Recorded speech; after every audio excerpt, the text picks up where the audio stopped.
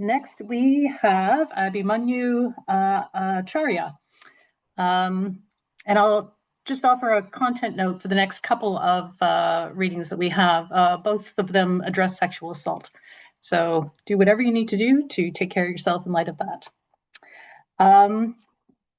Abhimanyu is a fiction writer and a playwright and a scholar.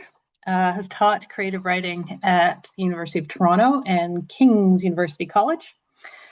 He won the fiction writing contest at Eden Mills Writers Festival in 2024 and was also longlisted for the Ex-Puritan's Austin Clarke Prize for fiction. Currently works at McMaster University, and I believe is going to read from Jump for us. Please welcome Abhimanyu. Yeah, thank you, Sue. I want to thank all the editors at the Fiddlehead. This particular piece is special because it kind of is a debut of sorts in the Canadian literary landscape. I've had pieces published elsewhere, but none in a Canadian journal. So this was a first. So thank you so much for giving me that privilege. And I'm going to read my story.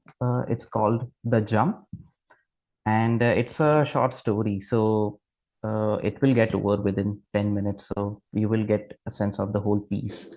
The Jump.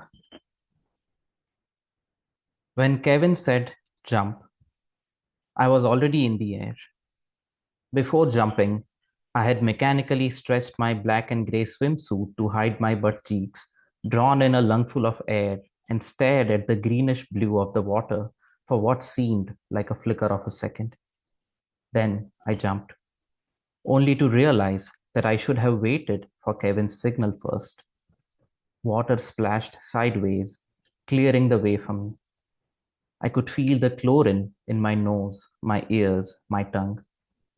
The taste of purified water. I had the sudden urge to gulp some of it, but I stopped myself. I knew that in a few minutes I would struggle to breathe. The anticipation of suffocation took me back to when I was 13, when Karthik Anna fingered me while placing his huge dark hands on my mouth, not letting me breathe. Not a word, not a whimper. I wanted to die so badly then. Slowly, as I grew older, the intensity of the desire to die mellowed, along with the intensity of the desire to live. I reached a point where I was okay either way and thought it was best if both living and dying could happen without much of my intervention. When Kevin said jump, I was annoyed at myself. I had the chance to get an advantage. I could have covered my butt cheeks, stared at the water, filled my lungs with air after Kevin said jump. I could have taken in the atmosphere of the pool. It was an ungodly hour in the middle of the night, and the pool was empty except for the two of us. We could hear the slow hum of the HVAC system, which soon became the rhythm of silence. I could have taken it all in, but I foolishly lost an advantage of a few seconds. I needed to be in the water longer than Kevin to secure a win, to even the score. Kevin was ahead. He had won the first time soon after we got married almost a year ago. We had gone rock climbing in a gym near Richmond Street, some 30 minutes from where we lived. Kevin reached the top 15 seconds faster than I did. Later, he beat me in cycling and then in weightlifting, an activity he suggested knowing he was better at it. I bounced back by beating him in running and in Pilates. And now here we were, trying out a new sport, testing who could stay underwater longer. His time was 2 minutes, 29 seconds. When Kevin said jump, I realized it was not the first time that I had jumped early, for jumping early came easily to me. While I practiced jump rope, I always fell because I jumped too soon, before the rope came back full circle. I jumped on the future while the present was still not past. I jumped on things that would eventually be mine while they were still not mine. I jumped to tell Karthik Anna that I was not going to mention the incident, even before he warned me not to. I jumped on the idea of marriage before my parents even asked me to marry. I jumped early because I thought it was the jump that mattered and not when or how you did it. When Kevin said jump, I was thinking how ugly I must look while jumping. I'm not a diver. I jumped into the water like a sack of grain, some 16 feet deep. And when you drop into the water like that, it hits your body like a slap. I felt a tingling sensation in my lower body, the kind I felt every time Kevin spanked me. A pleasure mixed with pain. Kevin was into it. When he spanked me for the first time, a few months after our marriage, I had jumped early as usual and said I liked it. It became sort of a ritual after that, a kink, a trick on my part because sometimes I would not want to have sex. Kevin let go of sex when he was allowed spanking. I need something at least, he said, and I would give him that. I found it pleasurable too because nothing penetrated you and all you had to do was turn around and not look at anyone's face.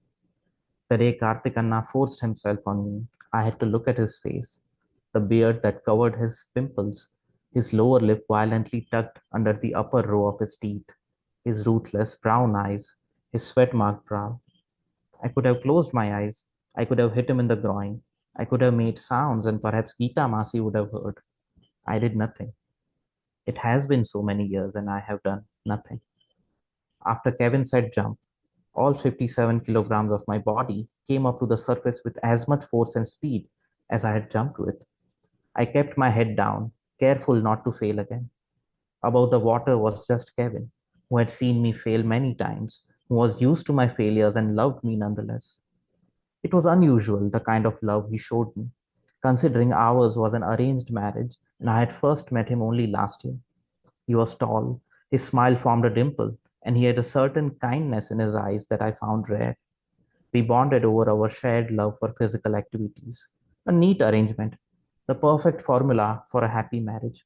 We did not live with his parents. We both worked, and we did things together. Soon we became lovers. How could we not? I had left my country, my parents, my home to come live with him in Canada. I did everything for Kevin, everything he asked me to. When he said love, I loved. When he said fuck, I fucked. When he said jump, I jumped. I jumped in the water, I jumped on the land, I jumped to please him. We were still growing used to each other's bodies, and he was curious to know how mine was touched over the years by different men, how I felt about it, if I still thought about it. It fueled his passion somehow, knowing about my past encounters. I pretended to like it too.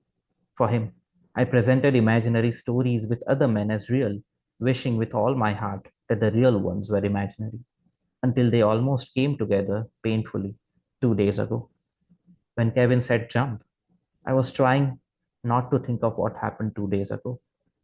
I was trying not to think of how, when I was telling him about an imaginary scenario, he pushed his fingers between my legs in excitement and placed his other hand on my mouth, suffocating me, thinking I liked it. His strained face, his intoxicated eyes, his ruffled hair, all disappeared for a moment, replaced with a different yet all too familiar face, a different set of eyes, violent and predatory and brown. Again, I did nothing to stop him. Kevin mistook my muffled sounds for moans of pleasure until he saw tears and stopped immediately. He gave me water. He asked if I was okay, and I said nothing. He asked if I was upset, and I said nothing. I felt ashamed of myself and bad for him, for disappointing him for the first time since our marriage, for not being able to give him what he wanted from me. I simply said it was bodily pain and nothing else. When I apologized, he said there was nothing to be sorry about. When Kevin said jump, my eyes were closed. They remained closed when my body hit the water. My feet were the first to touch the water, my head the last. But I must have tilted somewhere. Water only hits like a slap when you fall flat on it, not when you enter feet first. I survived the initial momentum of the jump and was able to move my body more freely. I left no part of my body outside the water. I tried keeping my eyes closed, but I could not keep them shut for long. I opened them and wondered how the water in my eyes would interact with the water in the pool. Soon my eyes burned, and I was sure they had turned red. I blinked quickly. I don't know if I was crying or if it was just water. Long after Kevin said jump, my lungs started losing air. I ended up gulping a few mouthfuls of water. Still, I refused to resurface. I stubbornly stayed underwater, letting the water take me over. I remember the exact phrasing when we decided on the game. We were supposed to stay underwater as long as possible. Holding one's breath was just an implicit corollary. If I stayed underwater without holding my breath, if I gulped several mouthfuls and decided never to resurface, I saw a white light flashing against my eyes. I swallowed a few more mouthfuls, this time giving up all the resistance, and that was all I remembered of being underwater. When I opened my eyes, I saw Kevin's face looming large over my head. I coughed some water out, or was it vomit? When he asked me if I was okay, I did not answer. Instead, I asked him how I did and if I won.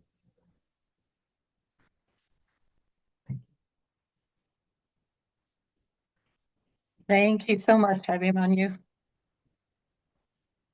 That you pack a lot into a very small space with that story. It's intense. Thank you.